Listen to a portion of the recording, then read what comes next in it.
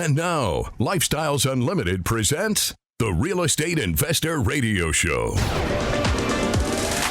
Over the next hour, we unfold your map to financial freedom. You'll learn how to retire through investing in single-family and multifamily real estate. You'll learn how to create cash flow and build wealth so you can have the time and money to live the lifestyle you want. Welcome to the show. My name is Al Gordon, and as always, we're working on your financial freedom. And on today's show, I've got Terry on with me today, and we're going to find out how Terry got himself to a place of retirement. Now, get this. You ready for this? Terry got it done in 17 months. It took him 17 months from when he became a member of Lifestyles Unlimited to get his life reorganized and to get himself to a place of retirement. And I know there are people like you out there that want to know how he did it. I'll be honest with you, I'm curious about it because I got it done in 2 years, and it took me a little over 2 years. So when somebody blows my numbers out of the water, I get interested. I get very interested. Now, the other thing I want to talk to Terry about is I want to find out what it's like to be a CNC machinist professional, because that's what he did for a living. That's what he did for many years. And then that's the job that he ultimately walked away from because, get this, he retired himself from that job. So with no further ado, what I'm going to do is I'm going to get Terry onto the show. We're going to get inside of his mind, and we're going to find out how he got to a place of retirement in 17 months. Terry, welcome to the show. So glad to have you here. And is my math right? Correct me if I'm wrong, but is my math right? Did you get it done in 17 months? Well, yeah, it looks like I did. I never really thought of it that way, but yeah, that's it's kind of like sometimes if I used to race motorcycles, and every once in a while I'd have a really good result, and I'd say like, I didn't even know I was that far out front. I was just paying attention to what I was doing. So it's kind of like you check the box that's already in the distant past. Don't worry about it. It doesn't matter anymore. My life's already moving on to other things, and I'm moving on with it. That's kind of your attitude, right? Yeah. That's a great attitude. And, yeah, it's, material things are not always all that important, because I can remember, like I said, 17 months from when I joined, and then, I had money, started getting money deployed. And I said, okay, good. I've got about as much capital that I can deploy for right now. And had more coming out, as later on as like due to timing for withdrawals from qualified IRAs, and income taxes. But that first day, I think it was Christmas Day, 2020, that we pulled out of a rainy RV park at night in Washington State and started heading south. And spent a night, just right about the Oregon-Washington border, and then the next day at a truck stop in Northern California. And our first morning, we stayed at just a very low-end RV park for a night in Northern Cal. And I remember just getting up in the morning and looking around at the RV and looking at the mountains and that, and just saying, like, wow, this is the beginning of a whole new life. I've just got, where am I going to be a year from now? And I said, I have no idea. That's amazing. So you were RVing around the country when you finally realized that you were actually retired, and you got to enjoy God's beautiful creation while the realization that you never had to go back to work again just cascaded over your body. It truly did. It truly did. And that's where, the most valuable thing that we can have is really the one we can't buy, and that's our health, and it's so important to maintain that and just to have a positive attitude, surround yourself with good people, and, to eat correctly too, has been something that my wife, who's very holistic, has really focuses on a lot more than I do. So we're kind of getting into your lifestyle right now because, we've established that you're retired.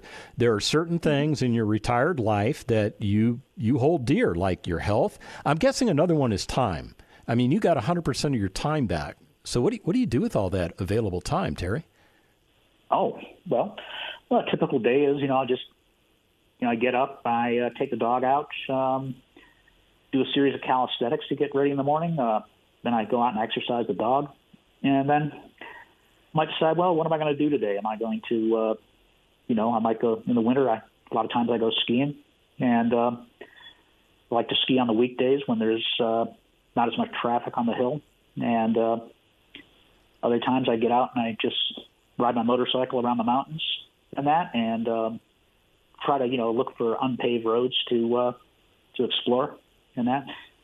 Logging roads are the most fun to ride on because they're made for a big semi and they're not too technical, But and they got lots of bumps for that motorcycle, don't they? Yeah. Well, the logging roads not so much, Not so much. Okay. Yeah, it's the water crossings that get you.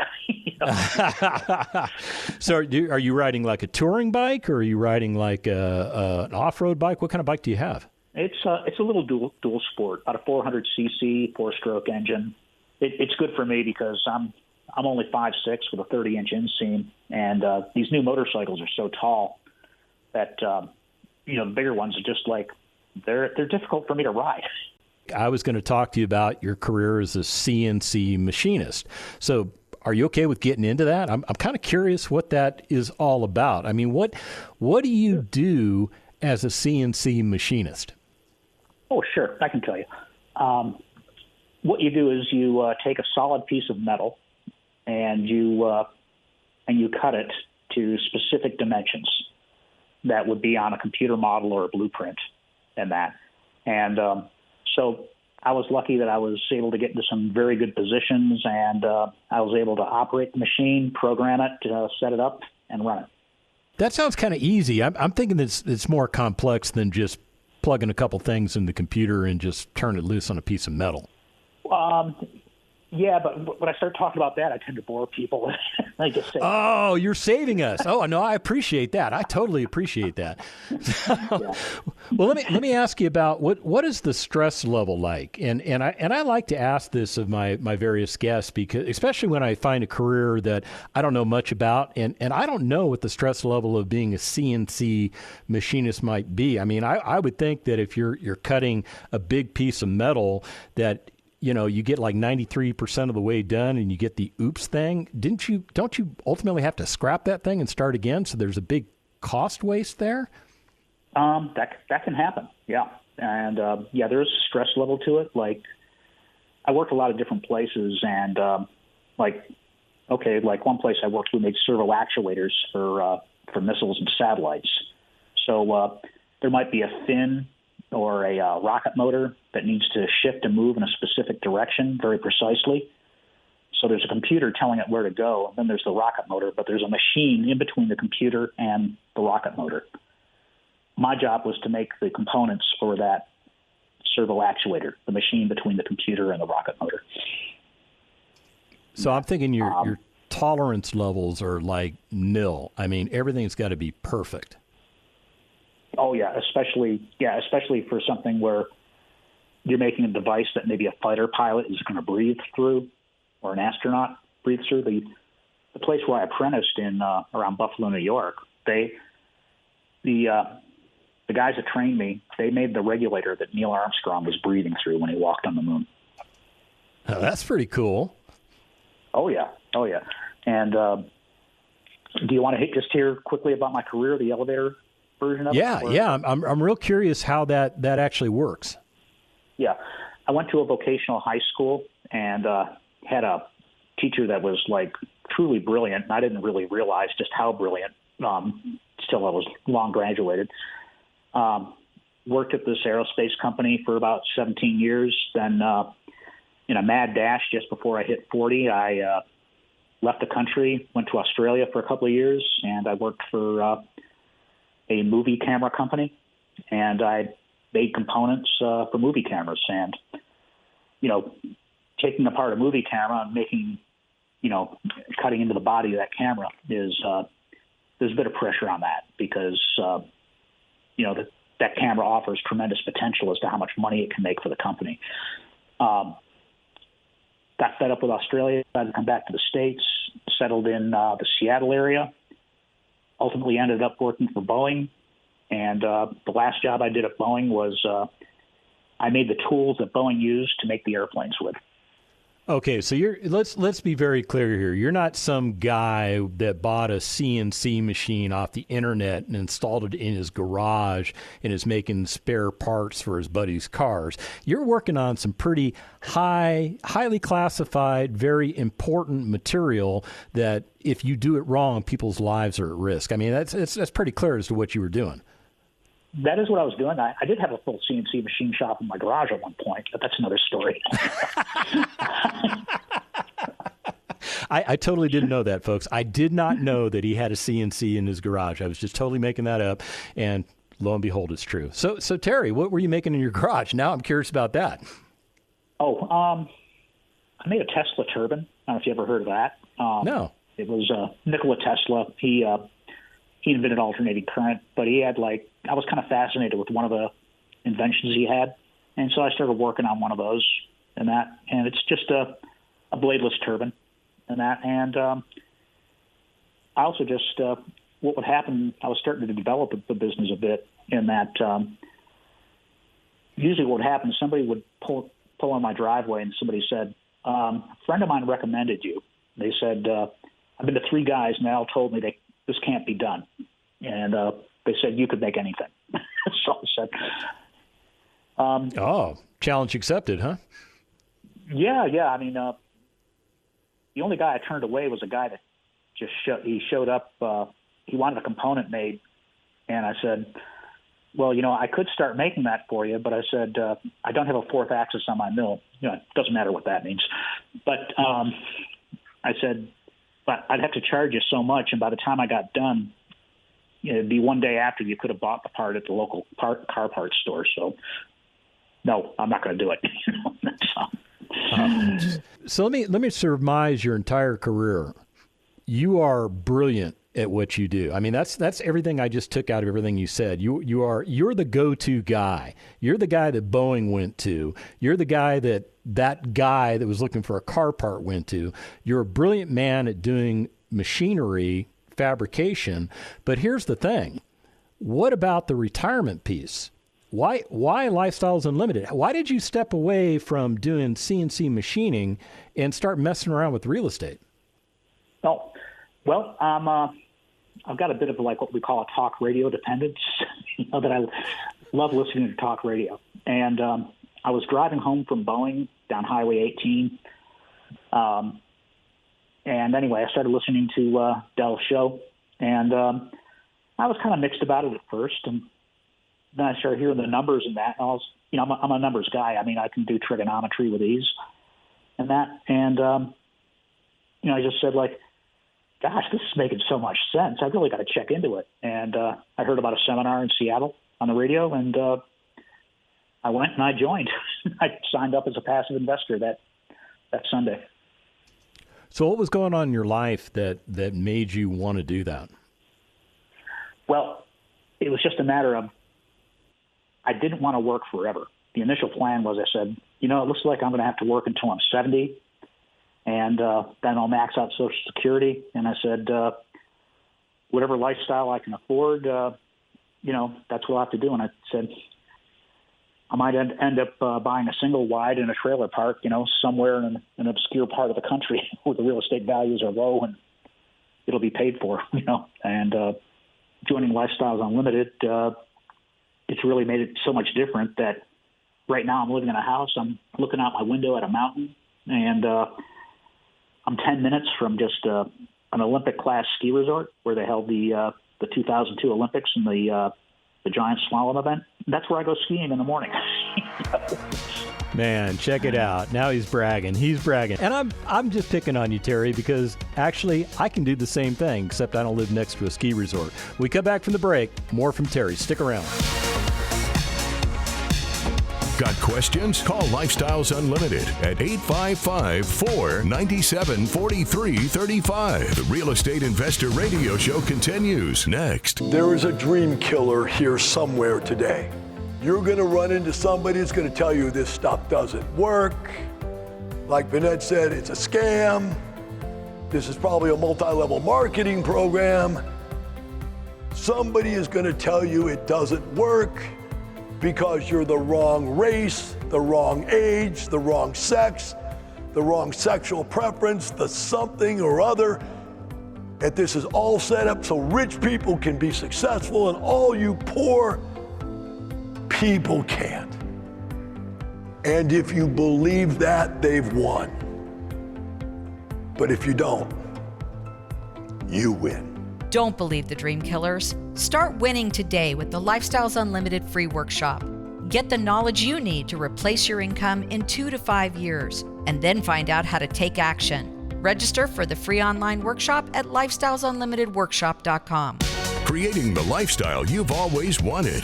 You're hearing Lifestyles Unlimited's Real Estate Investor Radio Show.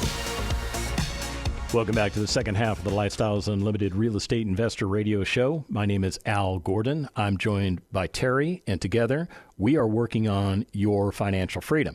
And we're doing so by sharing Terry's story with you. Now, some of you you're a little concerned because we spent the first half of the show just kind of talking about retired stuff. But you have to understand something. I'm retired. Terry's retired. What do you think retired people talk about when they get together? Well, they tend to talk about retired stuff.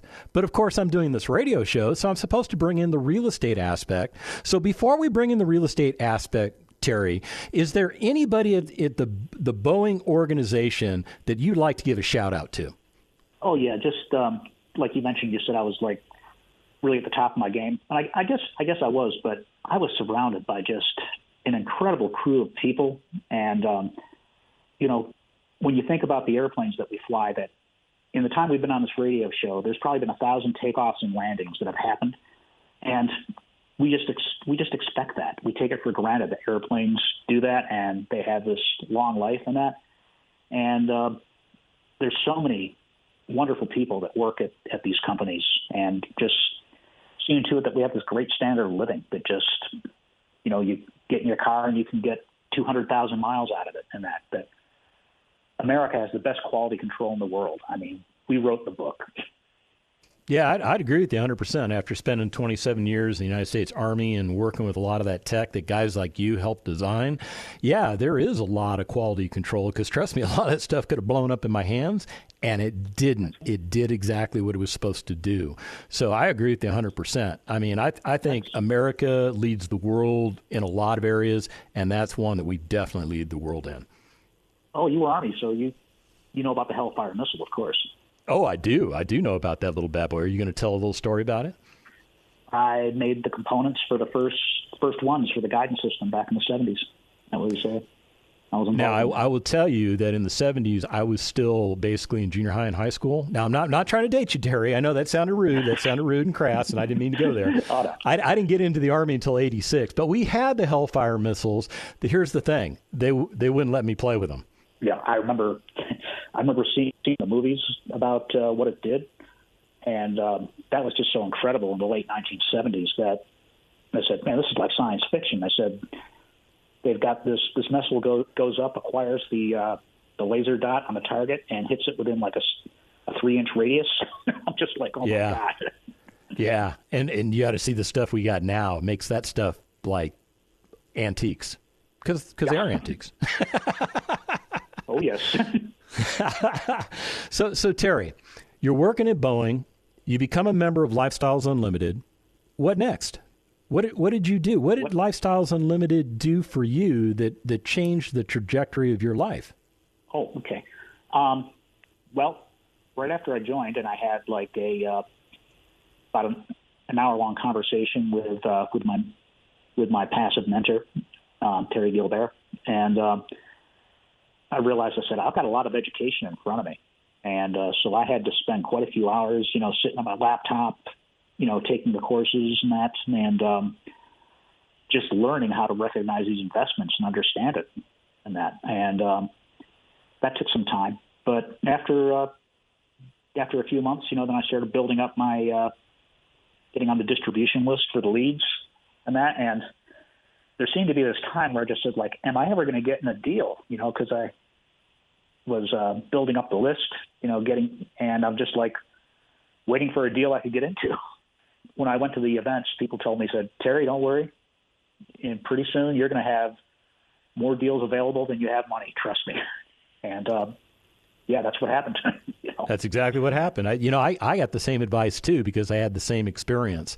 So it sounds like you and I both chose the same path to follow. I'm a passive investor in real estate. You're a passive investor in real estate.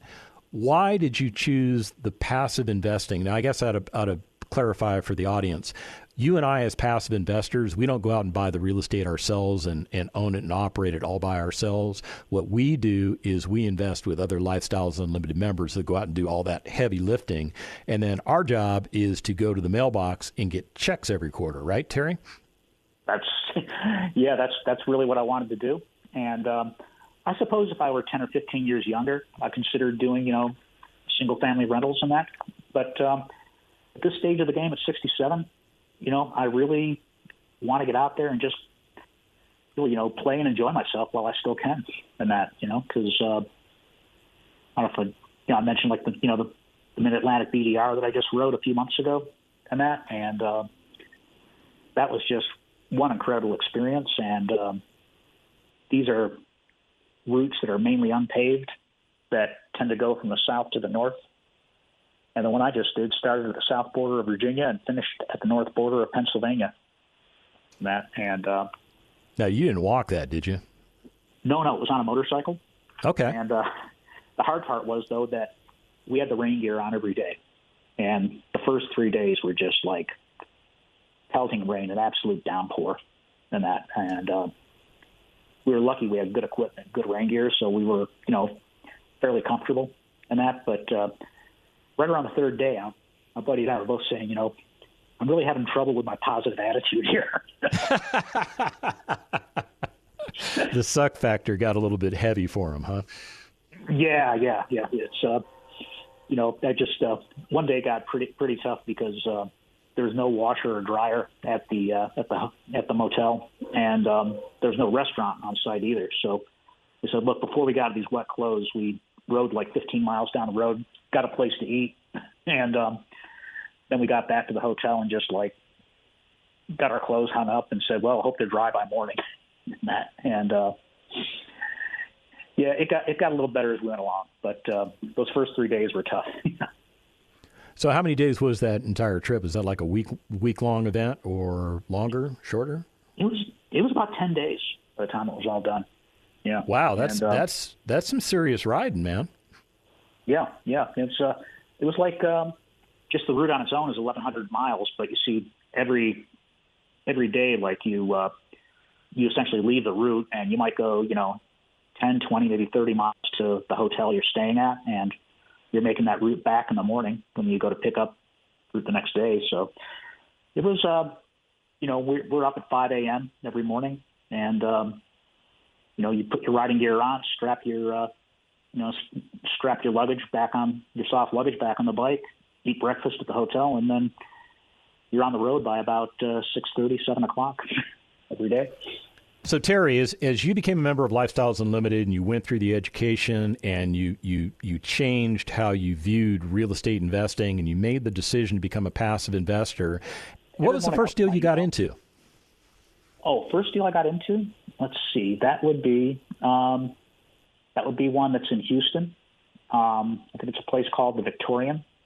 I think it's going to be more of a capital gain deal on this one. But this first one is just it never really performed, great on distributions and that. But I would say it looks like it's positioned that it's probably going to sell sometime this year, and we should walk away with a good profit on it. That's our expectation. What do you think the profit might be? What kind of rate of return are you projecting? Maybe 50%. Which is probably a lot better than what you probably received from your financial planner when you were doing that sort of. Were you doing that financial planner stuff when you worked for Boeing? Did you have that 401k and those things? Oh yeah. In fact, I was I had one financial planner, and one day I asked him. I said, "Well, how much money have you made me?" Because I was trying to recommend it to people, and he says, "Well, how much money has he made you?" And he tells me, well, I can't really figure that out for you, Terry. And I was like, no, I'm thinking if you were really knocking it out of the park for me, we'd know it, and you'd be telling me. Yeah, exactly. And I should mention I did have a deal. It It was in Alabama. It never really performed well as far as distributions went, but the lead said, we're going to put this one on the market. And I got a cash return of like, if you had distributions and the capital gain, of about 72% on my original investment. That one closed out about a year ago. Wow. So 72% blended rate of return over a little over 2.5 years. So I'm really liking these numbers. Do you have any others that maybe did better? I'd say I've got one lifestyles deal that's performed very well, and started paying distributions monthly, and at a return rate of about 8%. What's that one positioned to do when they finally liquidate it? Is that one going to double your money, triple your money? What are they thinking? That one's done so good. Nobody's been talking about selling it. Because you guys are happy with the cash flow that's coming off this thing. I mean, 8%. Yeah. You know what? You said something that caught my attention. And I know that you were a full-time RVer for a couple of years, but then you had a grandchild, right? Yeah, and that was a game changer. We just wanted to be close to our grandson, so we signed a lease on a townhouse about 30 miles away from where our grandson and his father and mother live. We can go to see them in about half an hour. We're so glad we did the RVing in that.